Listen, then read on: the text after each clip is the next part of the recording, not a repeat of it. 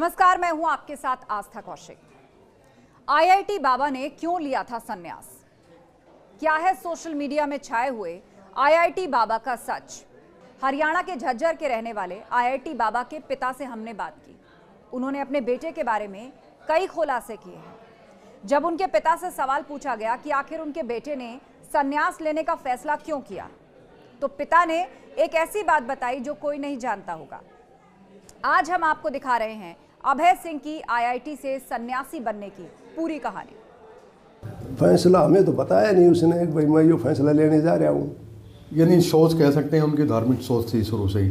इतना इस मामले में तो वो ठीक था, उसकी सोच तो बहुत पॉजिटिव थी शुरू से ही। फिलहाल आप संपर्क में हैं? मैं करीब 6 महीने पहले से संपर्क में हूँ, उसके बाद में नहीं है। फिर उसने ब्लॉक कर दिया कॉन्ट्रैक्ट और कुछ ये वो। मैंने कोशिश भी करी, मेरी बेटियाँ भी कहती थी कि पापा उसे संपर्क करो, तो वो फिर धीरे धीरे वो टाइम निकलता गया। और अब भी मैं कोशिश में था, मुझे इल्म होया था कि हरिद्वार है वो, तो मैं कहा भाई उससे विजिट करते हैं। तो उसके बाद में फिर टाइम से निकल गया, तो अब वो वायरल हो गई है मीडिया के ऊपर। अब तो उसने फैसला ले। परिवार चाहता है अब वो घर वापस आ जाए, परिवार की क्या सोच है? भाई मैं तो देखो चाहता ही हूँ अभी वो घर वापस आ जाए, पर अब तो वो स्टेज उसकी निकल गई। अब तो गोपीचंद वाली वो स्टेज आ गई। उसकी माँ ये कह रही थी कि बेटे अंदर आ जा गृहस्थी में और परिवार ने संभाल ले, तो उसने कहा कि माँ सन्यासी के बाद बनने के बाद में तो यह बात बनेगी नहीं। परिवार आपका पता चला हमें अकेला ही बेटा है। देखो इंडिपेंडेंट तो उसकी थिंकिंग शुरू से थी। अब भाई अब भी मैंने एक वीडियो देखी थी, उसमें भी उसने ये कह रखा था कि भाई मैं ना गुरु बनाऊंगा ना चेला बनाऊंगा, मैं अपने हिसाब से ज़िंदगी जीऊँगा। तो उसने जो फैसला ले लिया तो ले लिया। हर आदमी को अपनी ज़िंदगी जीने का अधिकार है, तो प्रेशर तो उसके ऊपर मैं डाल ही नहीं सकता, क्योंकि आईआईटी कर रखी थी, 34 साल की उम्र हो गई, तो उसको प्रेशराइज करके तो आप कोई चीज़ मना नहीं सकते। अब यानी परिवार एक लास्ट ट्राई कर सकता है? ट्राई तो कोशिश तो कर लेंगे, परंतु मुझे दिल में ऐसा लगता है कि भी स्टेज पर जाने के बाद में हमारी बात मानने वाला वो है नहीं। अब वो तो एक्स्ट्रा ऑर्डिनरी तो शुरू से था पढ़ते समय। वो शुरू में तो 3 क्लास तो वो ये न्यूटन पब्लिक स्कूल है कौशली रोड के ऊपर, फिर 5वीं तक उसने विवेकानंद आर्य नगर में है उससे की थी। उसके बाद में लॉरेंस में चला गया था।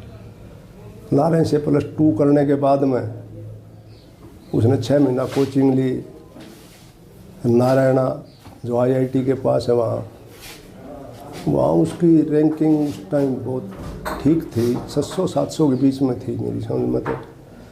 और उसके बाद में एडमिशन हो गया, तो वो कहने लगा कि फर्स्ट जो चॉइस है मैं उस आईआईटी के अंदर जाऊंगा।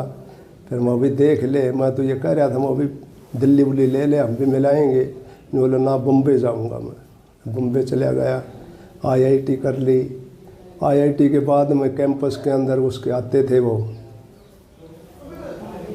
ये कंपनियां आती थी जॉब के लिए, तो उसने मुझे कहा कि भाई वो कंपनी वाले आते हैं और कैंपस से ही ले जाते हैं, क्या करूं? तो मैं उसको कहने लगा, मैं कहा भाई ये कंपनी वाले तो बक्कल फोड़ते हैं, 2 लाख का काम करेगा जब 1 लाख रुपए देंगे और पढ़ ले। फिर उसने मास्टर ऑफ डिजाइनिंग करी। उस दौरान फोटोग्राफी का भी उसने काफ़ी चाव था, साथ साथ फोटोग्राफी का भी उसने मामला जोड़ा, वो भी उसकी अच्छी प्रोग्रेस मिली। और उसके बाद में उसने 6 महीना के लगभग दिल्ली एक कंपनी के अंदर सर्विस भी करी। फिर वो जो बेटी थी वो कनाडा थी, वो कनाडा ले गई उसने, 2-2.5 साल तक वहाँ भी उसने सर्विस करी कंपनी में, जो एक अच्छी वो रेपुटेड कंपनी थी उसमें। उसके बाद में कहने लगा भाई मैं तो नौकरी नहीं करूँगा और मैं तो इंडिया आऊँगा। तो मैंने यस कर दी, आ गया। आने के बाद में वो उसने फिर अपना दिल्ली चला गया। दिल्ली 3 महीने तक रहा। गर्मी का मौसम था, गर्मी उर्मी लग गई। उसके बाद में मैंने उसको टेलीफोन में वो मैसेज कराया व्हाट्सएप पर, भाई धन दौलत और साम्राज्य तो फिर मिल जाते हैं, परंतु ज़िंदगी चली गई तो फिर कुछ नहीं मिलेगा। फिर वो मसूरी की तरफ, धर्मशाला और मसूरी की तरफ चला गया। उसके बाद में उसने अपना ये फैसला ले लिया सन्यासी बनने का। जब ये फैसला लिया, अचानक लिया गया या फिर पहले ही उनकी कोई ऐसा था कि वो इस वेश में जाए? वैसे तो इस साइड में तो उसका काफ़ी अर्धकुंभ था। उज्जैन में भी वो गया था, घूमता फिरता तो वो रहता था हमेशा। क्योंकि एक मेरे पास एक किताब थी राहुल संस्कृत्यान की घुमक्कड़ शास्त्र, वो भी उसने पढ़ी थी और उससे वो उस किताब से काफ़ी प्रभावित भी था। और फिर यहाँ सर्दियों के मौसम में तो वो उत्तरी भारत में शिमला मसूरी इस साइड में चला जाया करता।